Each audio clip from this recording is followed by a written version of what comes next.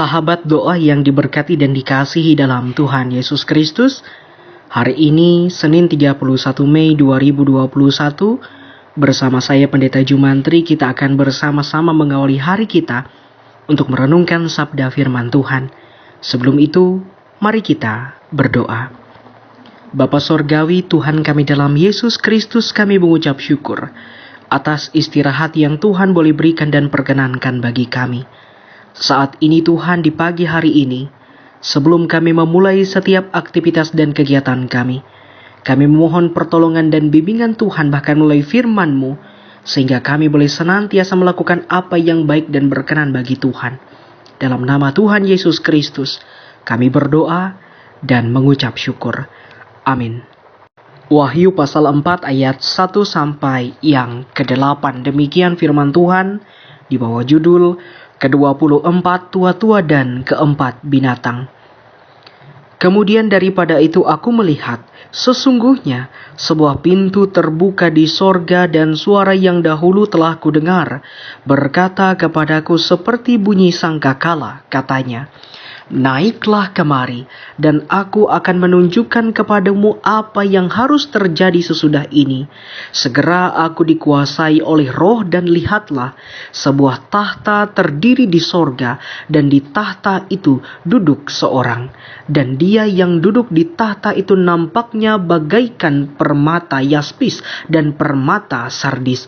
Dan suatu pelangi melingkungi tahta itu gilang gemilang bagaikan zamrud rupanya.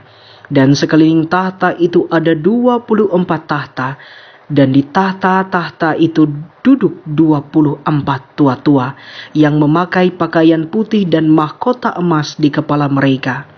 Dan dari tahta itu keluar kilat dan bunyi guruh yang menderu, dan 7 obor menyala-nyala di hadapan tahta itu.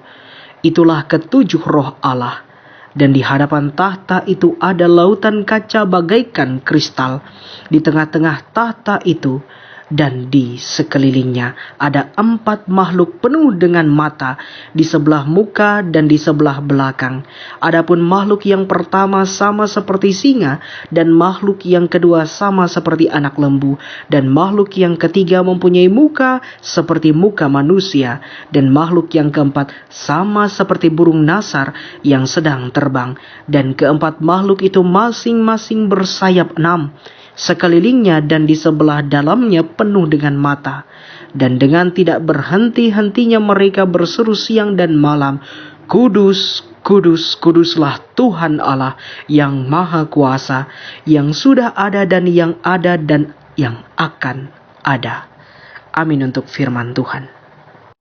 Saudara yang diberkati dalam Tuhan Yesus Kristus, untuk memahami kitab Wahyu ini sebenarnya memerlukan pendekatan-pendekatan, baik secara tekstual, secara historis atau sejarah dan lain sebagainya. Oleh karena itu, apabila kitab Wahyu ini seringkali dipahami tanpa pendekatan-pendekatan tersebut, dan akhirnya terkesan pemahaman yang didapat agaknya terlalu dangkal dan cenderung terlalu subjektif. Ibarat seperti fenomena gunung es yang terlihat hanya bagian atasnya, nyatanya bagian bawahnya belum dapat terselami. Saudara yang diberkati Tuhan, dalam nas ini secara khusus berbicara tentang pesan yang ditujukan kepada ketujuh jemaat di Asia Kecil, yang bisa kita lihat di pasalnya yang pertama ayatnya yang keempat. Saudara, ada beberapa tafsiran yang mengatakan bahwa pesan yang ditujukan kepada ketujuh jemaat ini agar setiap jemaat bisa tetap tekun, tetap setia, tetap bertumbuh dalam iman percaya mereka kepada Yesus Kristus, tidak lalai dalam kehidupan mereka. Karena Yesus dikatakan sebagai Alfa dan Omega, yang awal dan yang akhir bagi seluruh makhluk hidup. Dan demikian juga pada saat kedatangannya nanti, maka ia akan datang sebagai seorang hakim yang akan menghakimi dan memisahkan mana yang baik, mana yang tidak baik, mana yang layak dan mana yang tidak layak. Karenanya setiap jemaat dituntut untuk selalu waspada, karena hari Tuhan yang akan datang seperti pencuri di malam hari saat penghuninya tidak siap sedia.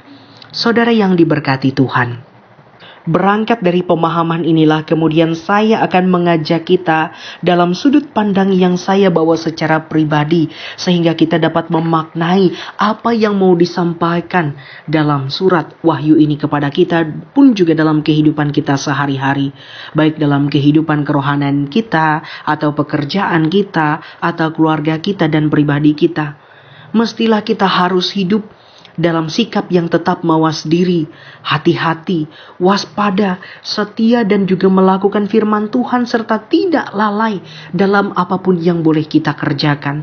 Saudara yang diberkati Tuhan, ada satu cerita yang menceritakan tentang seekor monyet yang menaiki sebuah pohon kelapa, dan saat ia berada di atas sana, dikatakan ada 3 angin yang hendak menerpa dan menjatuhkan ia. Angin yang pertama menerpa monyet ini dengan begitu kencang, tapi monyet ini masih dapat bertahan. Angin yang kedua pun datang, menerpa lebih keras lagi, tetapi monyet ini pun semakin kuat memegang pohon kelapa itu, dan ia pun tidak terjatuh.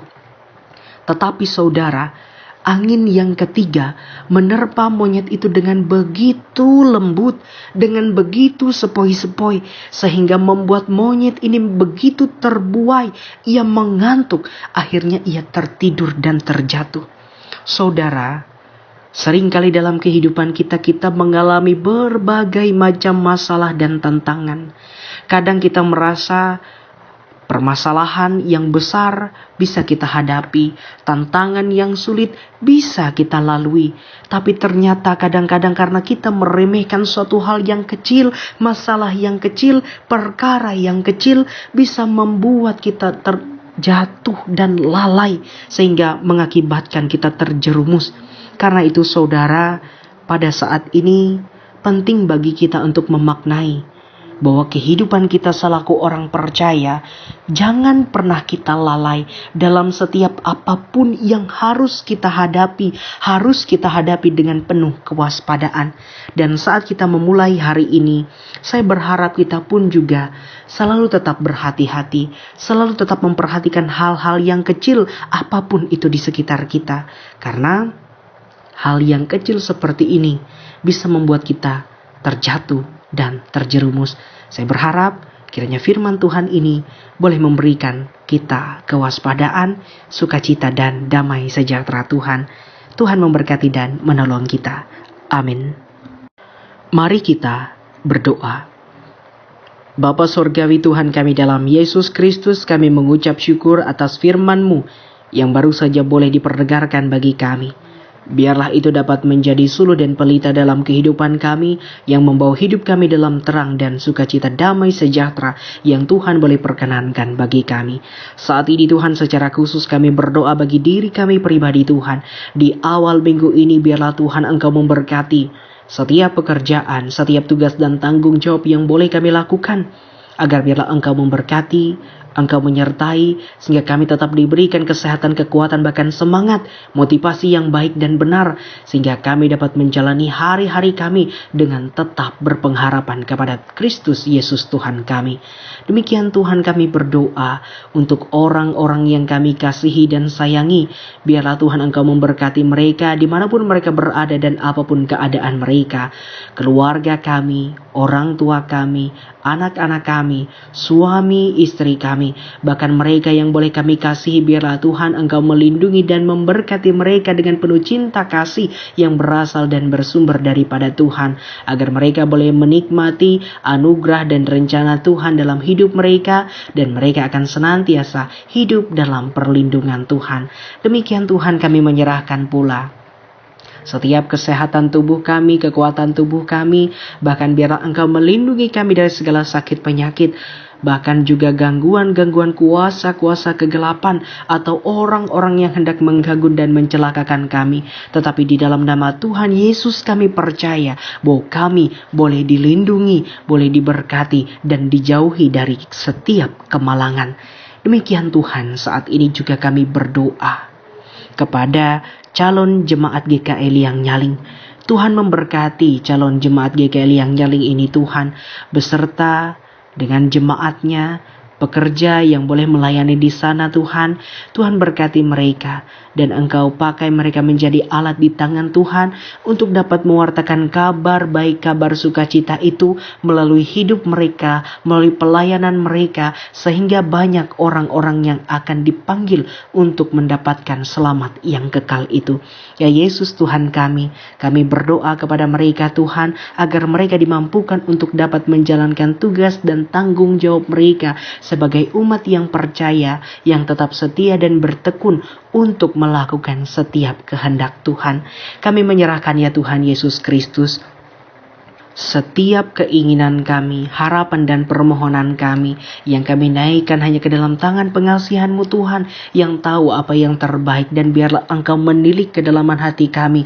Biarlah yang terbaik menurut Tuhan itulah yang terjadi.